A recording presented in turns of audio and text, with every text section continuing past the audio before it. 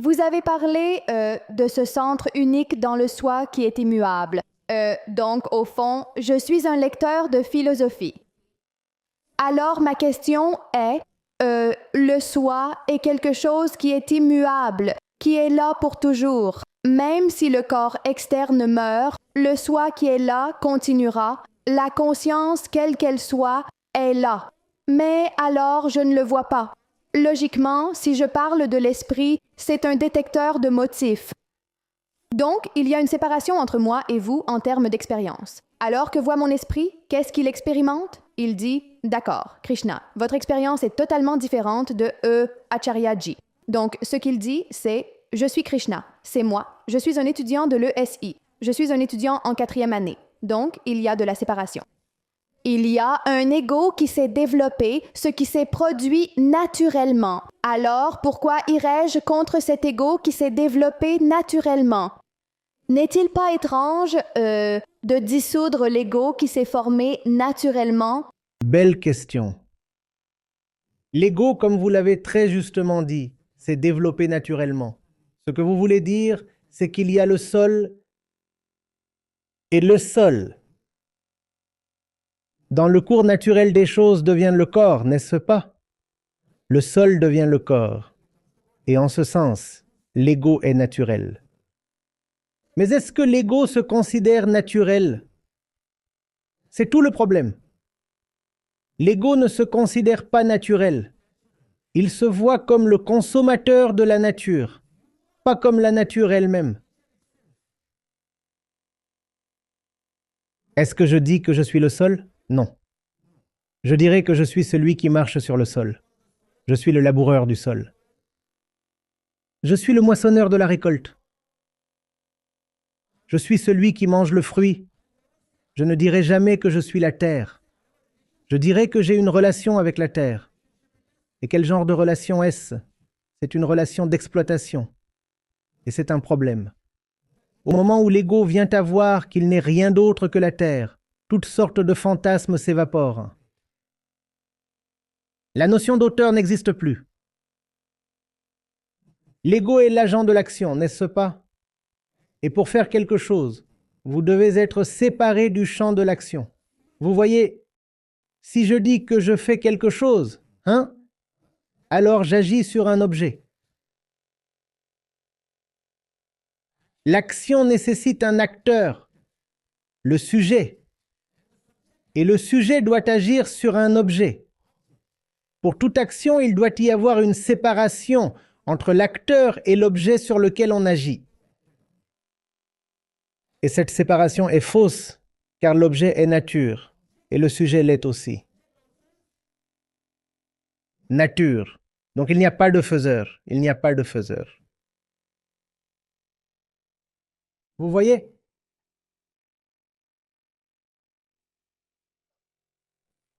Comment dire ça? Vu le train entier de wagons suivre la locomotive. N'est-ce pas? Maintenant, un bogie en particulier pense que c'est lui qui fait tout. Pourquoi? Parce qu'il tire ceux qui sont derrière. N'est-ce pas faux? N'est-ce pas faux? L'ego ne réalise pas qu'il n'est qu'un des wagons. Il se considère comme la locomotive. Il pense que je suis l'acteur. Mais vous n'êtes pas l'acteur. Tout se passe dans un réseau de cause à effet très complexe dans l'univers. Vous n'êtes personne. Donc au moment où vous voyez que vous n'êtes personne, et c'est fini. Complètement fini pour vous. Fini en termes de votre souffrance. Pourquoi? Parce que toute la souffrance est « je suis l'auteur des actions et je veux faire des choses et ces choses ne se réalisent pas, alors je suis malheureux ». Moment où vous réalisez qu'il n'y a rien d'autre à faire que de comprendre que vous n'êtes pas l'acteur, vous êtes libre. Et puis dans cette liberté, de grandes choses se produisent d'elles-mêmes, car maintenant vous êtes libéré de la tâche insignifiante, mais impossible de faire des choses pour vous-même. C'est une tâche insignifiante, mais aussi très impossible. Comme il est difficile, par exemple, je vais vous donner une tâche peu importante. Comment est-il difficile de protéger un château de sable de l'effondrement? C'est juste un petit château de sable, mais on vous dit, protégez-le de l'effondrement pendant 1 an. À quel point serait-ce difficile? Très, très difficile, parce qu'il est intrinsèquement vulnérable et fragile. C'est ce que l'ego est. C'est une fausseté. Et toute la vie nous voulons. Toute la vie nous passons à essayer de protéger l'ego. Nous essayons de faire l'impossible. Nous essayons de défendre l'indéfendable, comme ce château de sable, qui ne peut pas être défendu. Il doit tomber. Mais l'être humain passe 80 ans de sa vie à essayer de protéger le château de sable. Maintenant, avec une fraction de cette énergie, vous pouvez réellement construire un vrai grand château de marbre et de toutes sortes de pierres et de granit et tout. Cela pourrait prendre seulement 2 ans et beaucoup moins d'énergie. Pensez-y. Pensez à l'énergie qu'il a peut-être fallu pour construire toute cette infrastructure ici. Les bâtiments de l'Institut. Cela a pris une énergie particulière, un type de temps particulier. Maintenant, pensez au genre d'énergie qu'il faudra pour protéger le château de sable. Protéger le château de sable nécessitera plus d'énergie. C'est l'ego. Cela ne peut pas être protégé, mais nous essayons de le protéger, donc toute l'énergie est gaspillée. Une fois que vous voyez qu'il ne peut pas être protégé, alors cette énergie coule dans de grandes directions et des choses merveilleuses se réalisent. Parce que maintenant vous êtes libéré de l'obligation de protéger le château de sable. Maintenant vous n'avez pas à faire l'impossible. Alors vous pouvez faire toutes les grandes choses qui sont possibles. Alors, monsieur, quelle serait la différence entre l'ego et la fierté? Où traquons-nous la limite? La fierté est une chose très mineure quand il s'agit de l'ego. Hein? La fierté concerne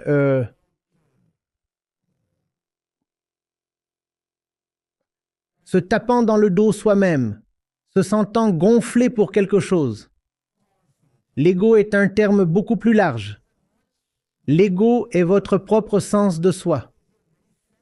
L'ego n'est pas l'orgueil, bien que c'est ainsi que nous l'utilisons dans le langage courant. Si quelqu'un agit de manière prétentieuse, alors nous disons « Oh, il est très égocentrique ». Non. Si quelqu'un essaie d'agir avec beaucoup d'humilité, même cela est de l'ego.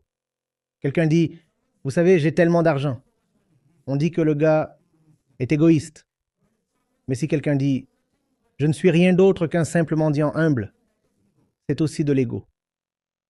Même une simple déclaration, comme « Je suis une femme » ou « Je suis médecin » ou « Je suis un questionneur », même cela est égo.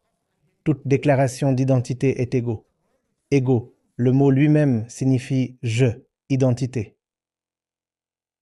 Je suis X, c'est l'ego. Et X pourrait être n'importe quoi.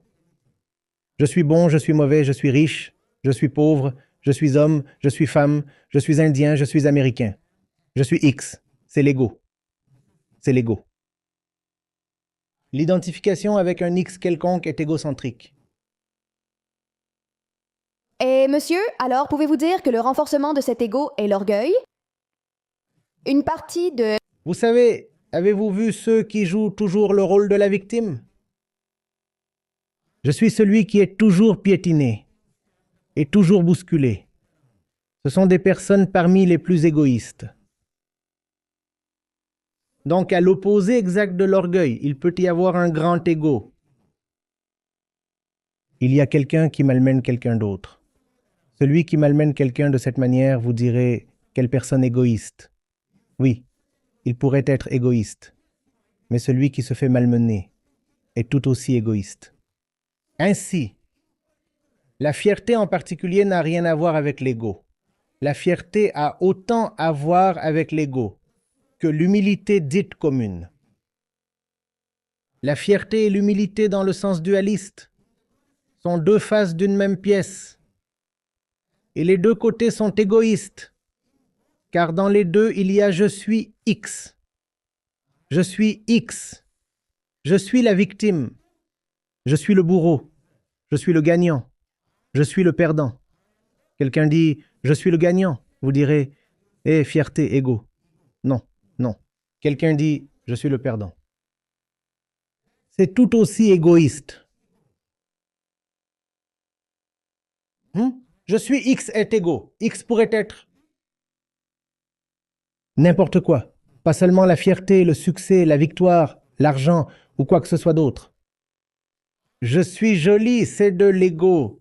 Je suis moche. C'est aussi de l'ego dans la mesure où je suis le corps. Même cela est de l'ego. En fait, c'est l'énoncé mère de l'ego.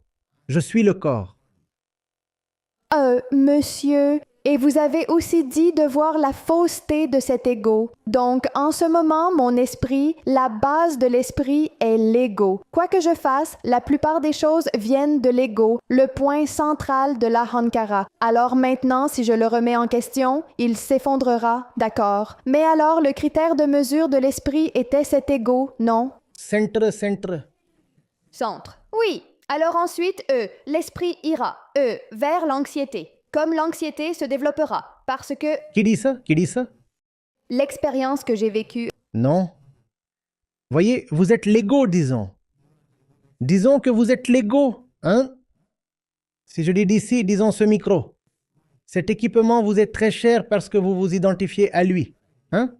Donc vous dites, je suis le détenteur du micro. Donc X égale détenteur du micro, hein? Et je dis, vous savez, vous n'avez besoin d'aucun X du tout. Le pur je suis est libération, liberté, joie et félicité. Mais vous êtes identifié au microphone. Mike, Pour vous, le microphone est la vie même. Parce que je suis X. Supprimez X et je suis mort. Parce que je suis X. Supprimez X, qui suis-je? Mort, n'est-ce pas? rien. Alors je dis, non, vous enlevez cela, que ferez-vous? Vous direz, si cela est enlevé, je vais devenir anxieux. S'il vous plaît, ne l'enlevez Je pas. vais résister.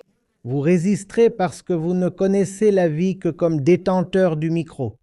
Et en restant le détenteur du micro, vous essayez de spéculer sur la vie qui est libre du micro. Qui spécule? Le libre ou celui en servitude? L'intelligent, Qui êtes-vous en ce le moment? détenteur du micro. Et vous spéculez sur un avenir libre du microphone. Dans ce futur, seriez-vous toujours le même? Non. Rappelez-vous, ces deux éléments vont toujours ensemble par paire dualiste. Si vous avez le micro, vous êtes une seule personne. Et cette personne pense probablement à juste titre que sans le micro, je suis fichu, parce que ceci et cela vont ensemble. Ce que cette personne ne réalise pas, c'est que dès que le micro est parti, vous aussi seriez parti. Et il y aurait quelqu'un d'autre parce que ces deux-là vont par paire. C'est la dualité.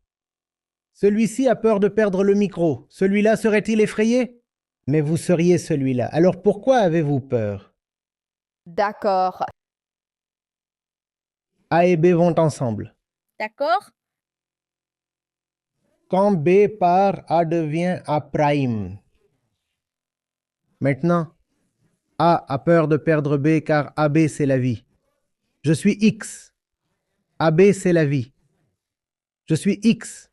Ce que A ne prend pas en compte, c'est que quand B partirait, alors A aussi serait parti et A deviendrait A'. Et ce A n'est pas quelqu'un qui va avoir peur. Mais en restant A, vous imaginez un avenir sans B. En restant A, vous imaginez un avenir sans B. Ce que vous ne voyez pas, c'est que sans B, vous ne serez plus ça, donc vous n'aurez pas peur. Seul A a peur, et c'est ce que tous ces B font à notre vie. Nous pensons que nous avons apporté cela dans notre vie. Non. Tout ce que vous apportez à votre vie vous change, et vous change d'une manière qui vous rend dépendant de cela. Et puis l'argument que vous avancerez sera « Si je perds cela, alors je mourrai ». Non, monsieur, ce n'est pas votre argument. C'est l'argument de cette entité dualiste collective. Et vous voyez comment cela nous empêche de prendre les bonnes décisions? Vous voyez cela? Si je fais ça, que va-t-il m'arriver? Monsieur, si vous faites ce qu'il faut, vous ne serez plus la personne qui a peur en ce moment. En ce moment, vous êtes la personne qui ne fait pas la bonne chose.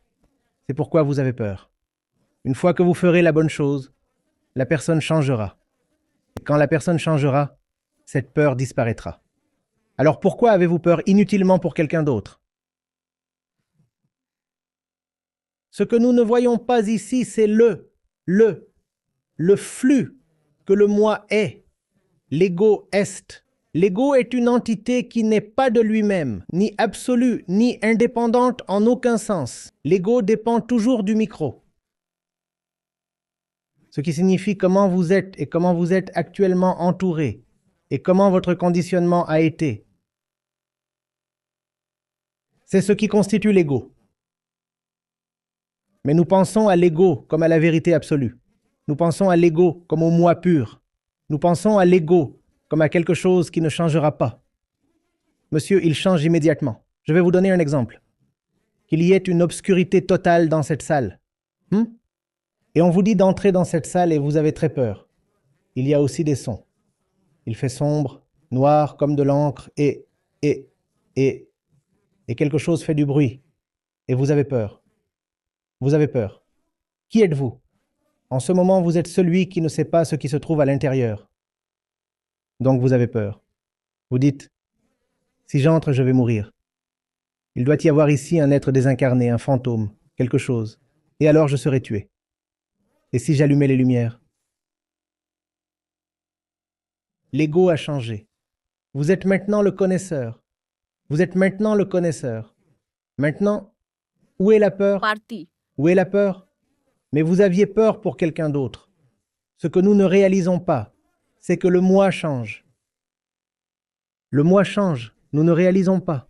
Nous avons inutilement peur pour l'avenir. Et cela bloque beaucoup de bonnes actions. En fait, toutes les bonnes actions sont bloquées uniquement à cause de la peur des conséquences, non? Oui, je veux faire les bonnes choses, mais que se passe-t-il si je meurs de faim? Monsieur, qui dit cela? Celui qui ne fait pas la bonne chose dit cela. Celui qui fait réellement la bonne chose n'a ni peur ni faim. Faites ce qu'il faut et voyez si vous avez encore peur. Vous ne le serez pas.